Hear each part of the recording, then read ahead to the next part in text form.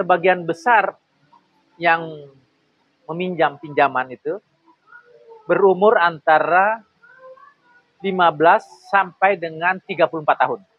15 sampai 34. Itu artinya masuk Z dan milenial. Milenial dan perempuan. Perempuan. Ya, beda-beda tipis sama laki-lakinya. Perempuan lagi ya? Ya. Kenapa perempuannya?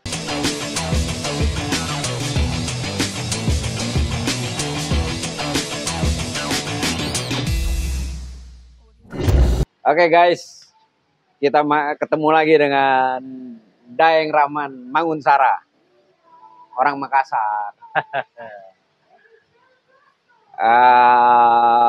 Gini, bos.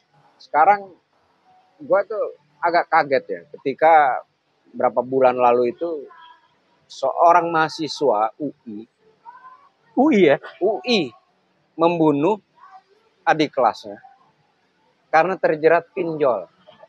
Dan gilanya lagi, dia main kripto. Main saham kripto. Nah, artinya adalah ini nih sebuah yang menarik di generasi Z dan milenial, yang mereka sekarang ini mulai punya mainan baru yang main di saham. Ya. Nah, tetapi persoalannya, mereka juga belum matang. Ya. Belum matang. Karena yang namanya main saham, main apapun, ya pasti ada resikonya. Dan ketika resiko itu datang, karena dia nggak selalu untung, akhirnya dia bisa masuk ke tindak pidana kriminal gitu guys. Ya. Nah, ini gue pengen tahu, lu sebagai mantan pejabat di OJK, seberapa besar sih milenial di pinjol itu? Jadi menurut data, sebagian besar yang meminjam pinjaman itu berumur antara 15 sampai dengan 34 tahun. 15 sampai 34. Itu artinya masuk Z dan milenial. Milenial dan perempuan. Perempuan. Ya, beda-beda tipis sama laki-lakinya. Perempuan lagi ya? Ya. Kenapa perempuannya? Mungkin di situ ada perempuan dan ibu-ibu ya. Nah, dan seluruhnya atau nyaris seluruhnya ada di Jawa. Oh. Nomor 1 di DKI Jakarta, nomor 2 di Jawa Barat, nomor 3 di Jawa Timur, nomor 4 Banten, nomor 5 Jawa Tengah. Wah, guys, hati-hati tuh yang tinggal di daerah situ tuh. Oke. Jadi kalau kita melihat wilayah ini, memang kan kelihatan ini sangat terpapar dengan teknologi ya, terpapar dengan gaya hidup, terpapar dengan iklan, terpapar dengan media sosial. Saya tidak memiliki data sebagian besar itu digunakan untuk apa ya. Tetapi kalau melihat banyak berita ya, banyak statement, kelihatannya tidak produktif. Oke. Bukan ini, untuk tujuan produktif. Oke. Ya ini intinya guys, kita bukannya berarti anti pinjol ya. Karena pinjol ini sebenarnya eksistensinya ini untuk hal yang positif. Ya. Tetapi memang dampaknya yang luar biasa. Karena kalau kita lihat di negara-negara maju, impact dari pinjol itu nggak akan luar biasa guys.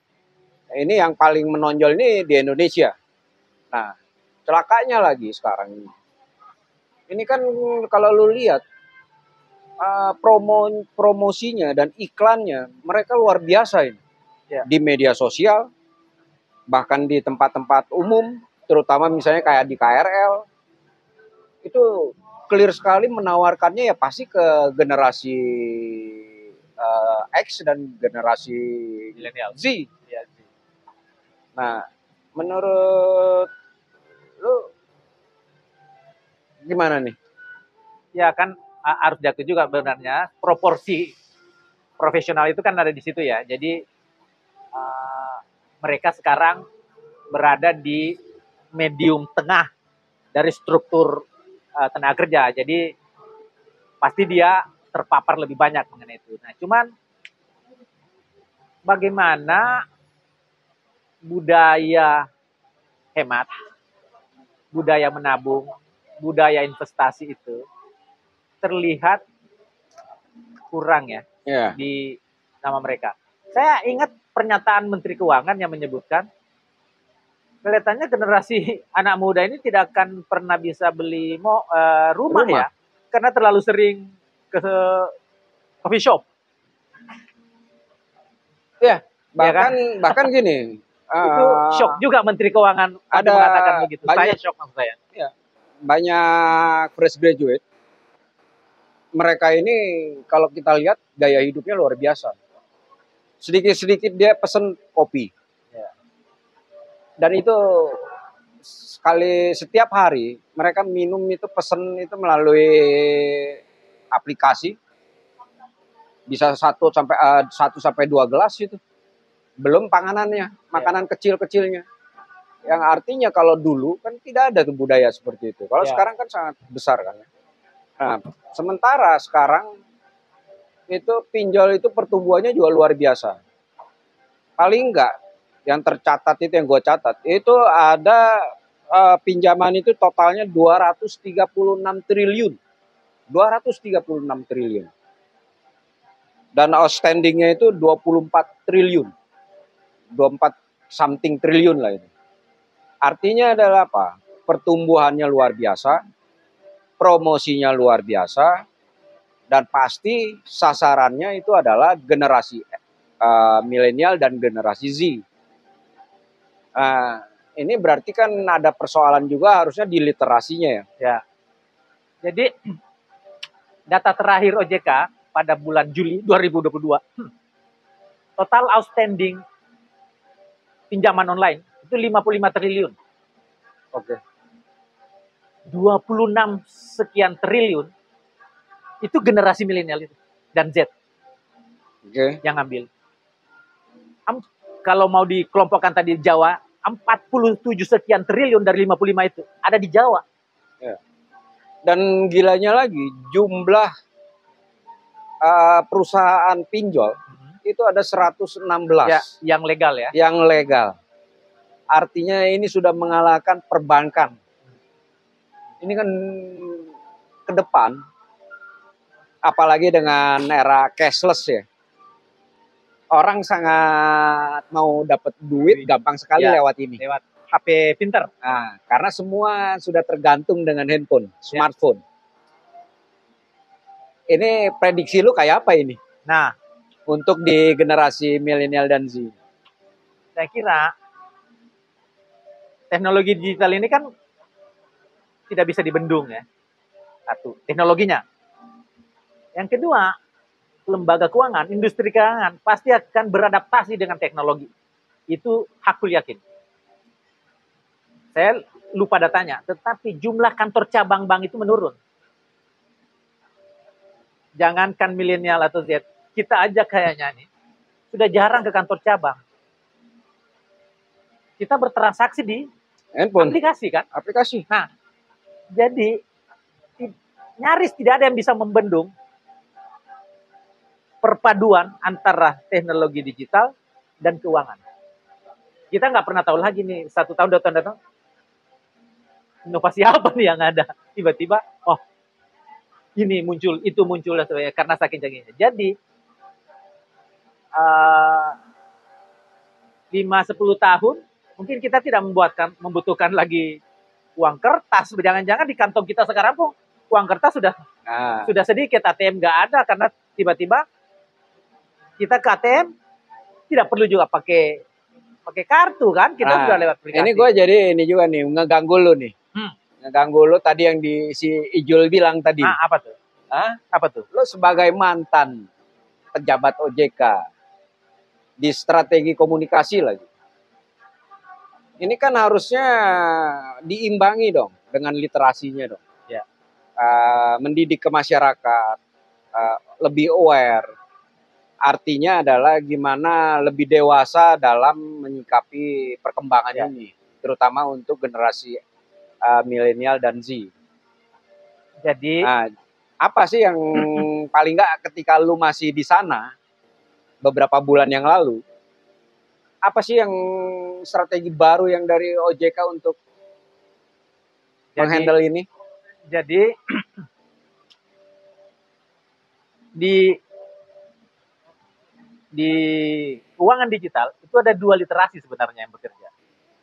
Satu, literasi keuangannya sendiri. Kedua, literasi digitalnya. Itu 2 literasi yang berbeda. Itu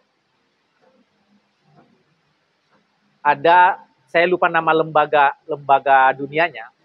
Menurut lembaga dunia ini, PBB atau something, tapi bukan kayaknya PBB, menyebutkan bahwa di abad-abad yang lalu nenek moyang kita diminta untuk memiliki 3 literasi.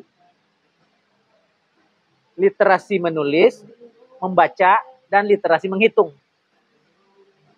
Kita mungkin penontonmu tidak tahu itu. Kalau kita dulu di nenek moyang itu tidak boleh buta dalam hal itu. Tidak boleh buta menulis, buta membaca, atau buta huruf, dan buta menghitung kan. Yeah. Abad 21, 3 buta, 3 literasi ini, 3 keahlian ini tidak cukup. Nah, harus menambahnya dengan kecakapan digital dan kecakapan keuangan. Nah, itu lu baru bisa hidup di dunia abad 21. Jadi, lembaga-lembaga pemerintah harus fokus ke 2 literasi ini. Gua kok melihat lebih bukan di sana ya. Kalau dari sisi informasi itu kayaknya harusnya mereka bisa lebih gampang dapat ya. Tetapi menurut gua mungkin entry point yang paling basic itu kaitan dengan budaya. Budaya materialistis, budaya hedon. Gimana kayak beberapa 1-2 tahun yang lalu itu rame dengan Crazy Rich. Orang-orang muda kaya yang cepat kaya, yang ternyata nipu semua, bisa kayak gitu-gitu gitu. Yang kedua kita dicekokin di sini yang orang gampang untuk cepat sukses dan sebagainya. Yang ketiga gaya hidup tadi, sedikit-sedikit pesan minum. Padahal kalau dulu kan kita bawa sendiri, beli kopi nggak usah yang mahal-mahal, bisa beli yang 3 ribuan. Misalnya kayak gitu-gitu. Tapi sekarang kan nggak seperti itu. Jadi kayaknya lebih di budayanya yang bermasalah ini. Ya. Iya. Tapi kalau kamu memiliki pemahaman keuangan yang bagus, kamu akan mengimbangi budayamu itu.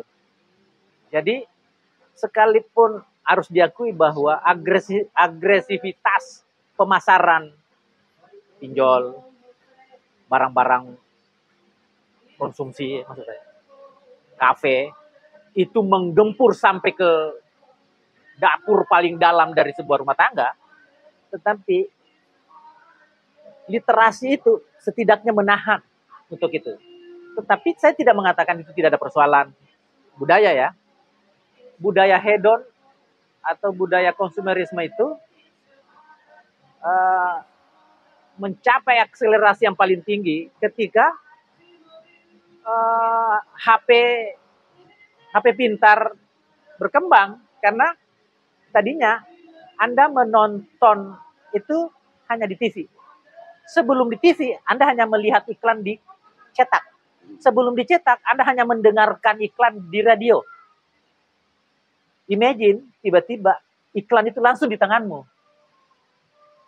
Dan kalau kamu menghidupkan lonceng notifikasi di HP-mu, kamu selalu terdistrak dengan notifikasi itu. Apa lagi? Nah, jadi teknologi itu mendorong konsumerisme jauh ke tingkat yang sangat kita tidak pernah prediksi. Radio, koran, kamu membaca iklan baju, iklan apa di koran, tiba-tiba ada TV, ada itu gue beli. Tiba-tiba ketiga itu mati suri. Iklan ada di YouTube, ada di ini dan itu di HP. Dan itu anytime, anywhere, kamu menontonnya. Sekarang kalau dari angka itu berapa sih usia termuda yang masuk di pinjol? 19. Karena kan dia udah punya KTP ya. Oh, oke. Angkanya gede nggak ya?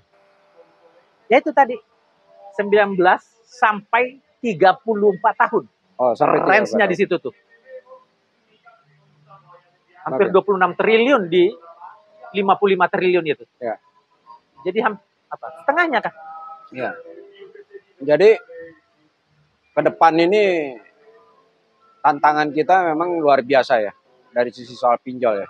Ya, itu tadi literasi tentu saja bukan jawaban tersebutnya, tentu saja tadi pengendalian diri terhadap serangan konsumerisme, ya, serangan gaya hidup, sama ya mungkin budaya the whole dunia sudah berubah ya. Kita dulu hidup untuk 5-10 tahun yang akan datang. Ya. Anak-anak sekarang enggak, saya mau hidup hari ini aja, saya nikmati aja hari ini. Gua kan nih generasi baby boomers nih. Ya. Kalau dulu gua tumbuh dan berkembang itu sudah ditanamkan di keluarga.